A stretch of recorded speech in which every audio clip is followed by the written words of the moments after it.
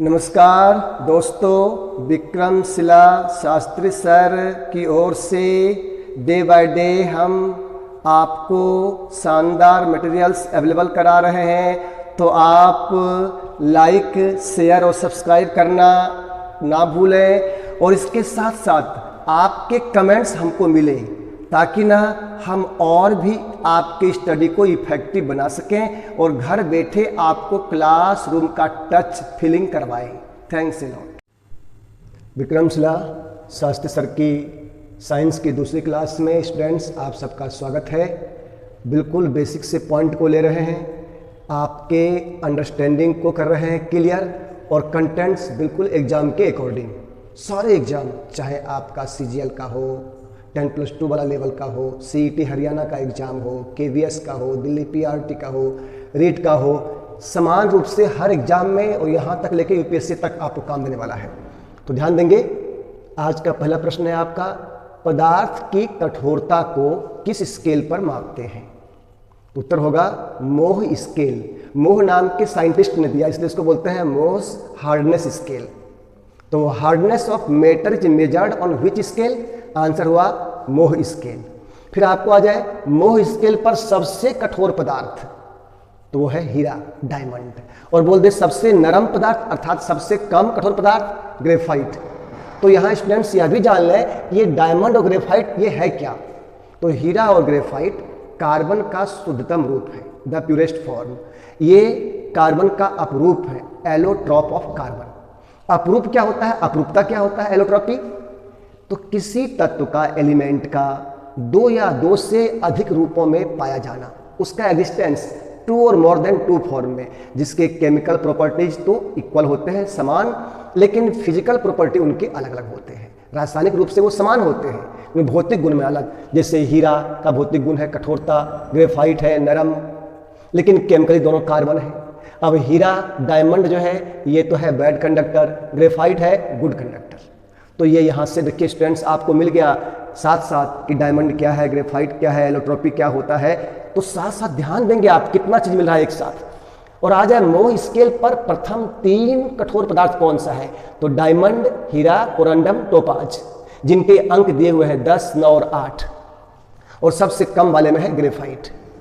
Next question ध्यान देंगे आप लोग, और यहाँ ध्यान देंगे भाई, कोरंडम जो है ना ये एल्यूमिनियम का अयस्क है ओर से। जैसे आपने पढ़ा है ना बॉक्साइट उसका प्रसिद्ध अयस्क है, कोरंडम भी अयस्क है एल्यूमिनियम का ओर से, और टोपाज बहुत बहुमूल्य पत्थर है।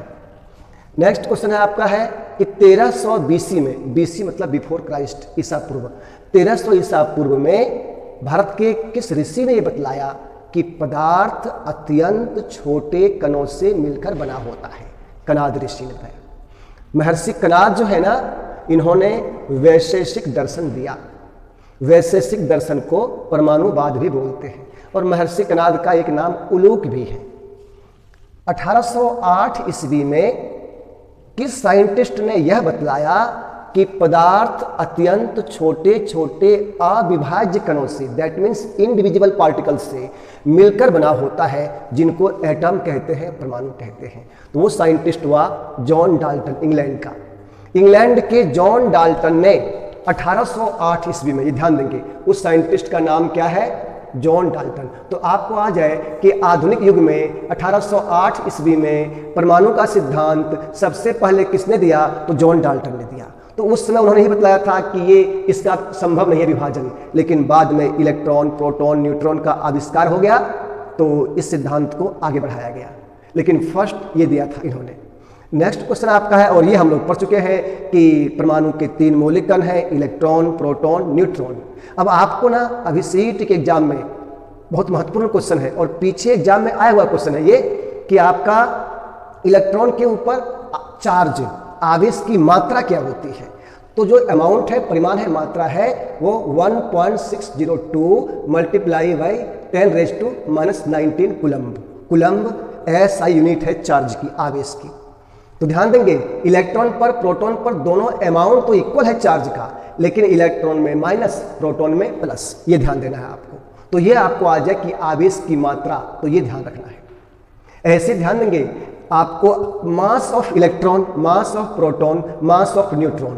तो इलेक्ट्रॉन का मास आ जाए द्रव्यमान कि कितना है, तो 9.1083 मल्टीप्लाई 10⁻⁻31 kg।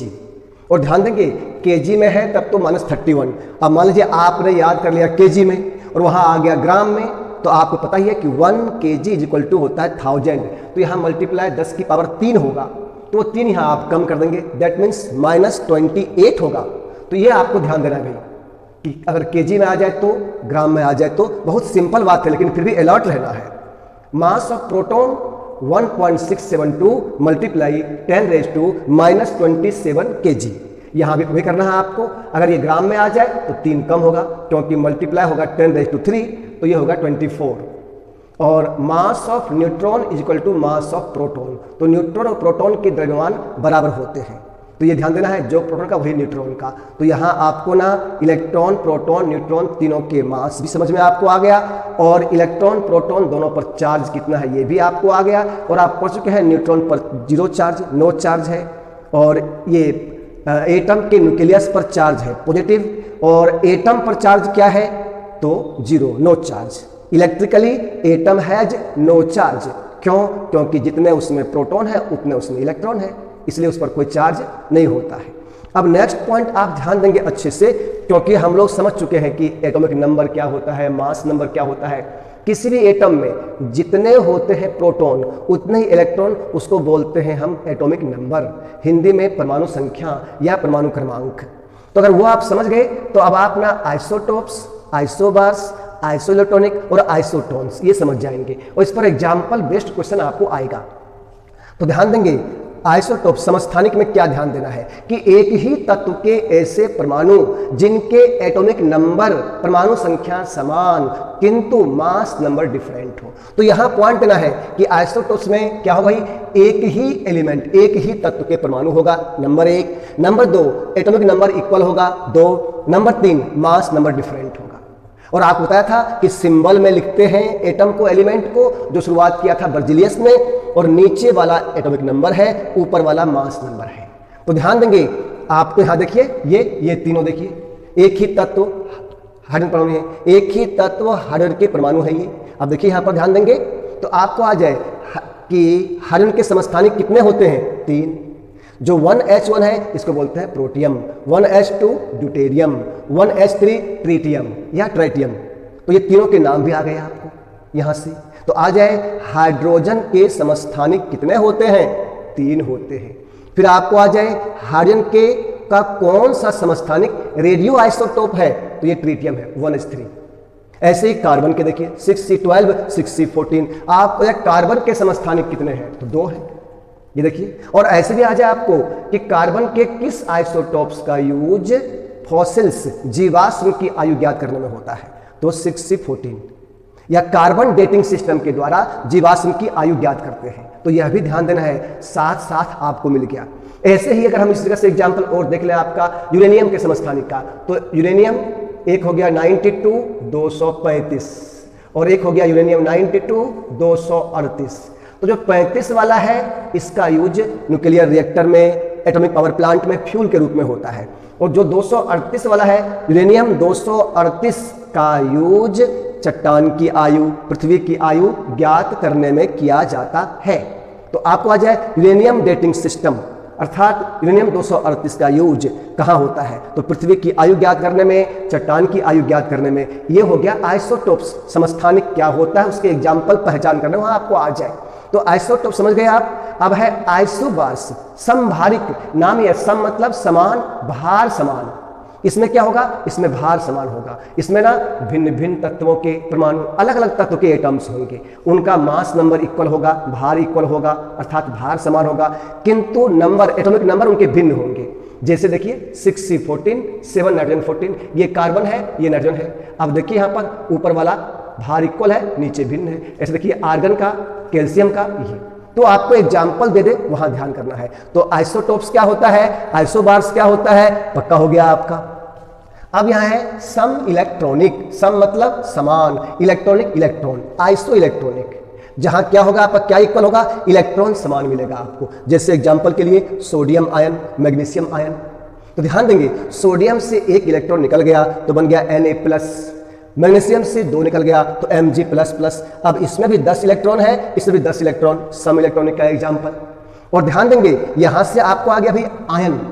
आयन क्या होता है, आपको आयन का कॉन्सेप्ट भी पक्का हो जाए कि आयन क्या होता है। ड्यू टू लॉस और gain of electron, due to loss और gain of electron ion forms.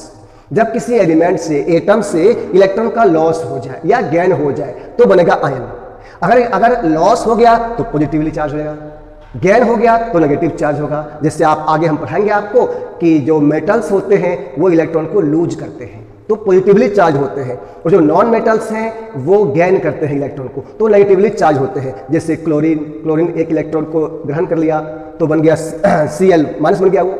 ऐसे तो ये आपको सम इलेक्ट्रॉन की पहचान करने का, वहां एग्जाम्पल दे देंगे ऐसे 4 एग्जाम्पल। अब बोलेंगे इनमें सम इलेक्ट्रॉनिक बताओ, ऐसे आ जाए सम न्यूट्रॉनिक, नाम है सम समान, न्यूट्रॉनिक न्यूट्रॉन, न्यूट्रॉन समान होंगे, इनको हम बोलते हैं आइसोटॉन्स। और ध्यान देंगे स्टूडेंट्स, आपको हिंदी में भी लिख दे आइसोटॉन्स, ऐसे लिख दे तो आप अलर्ट रहेंगे। मान लो आपने याद कर लिया सम न्यूट्रॉनिक, वहां ये लिखा ही नहीं, आइसोटॉन्स लिख दिया तो आप दिक्कत ना हो आपको।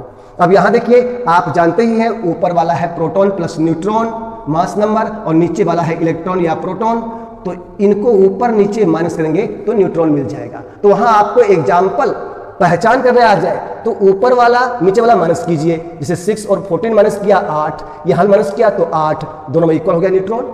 तो ये हो गया सम न्यूट्रॉनिक। मेरे ख्याल से आप अच्छे समझ गए होंगे। बहुत अच्छा, धन्यवाद।